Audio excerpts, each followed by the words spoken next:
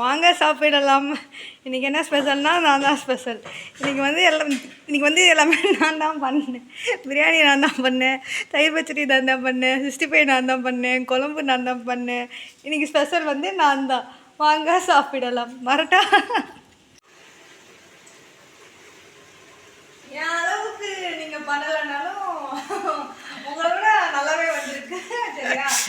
கற்றுக்கோங்க. இன்னொன்று சொல்லுவியே, எனக்கு பிரியாணி செய்ய கற்றுக் கொடுத்தது இல்லை, அதாவது எனக்கு கற்றுக் கொடுத்தது உனக்கு அசிஸ்டண்ட்டு நானே. வீடியோ கண்டிப்பாக போட்டுக்குவேன். அடுப்பு எரியுதா? ஹலோ.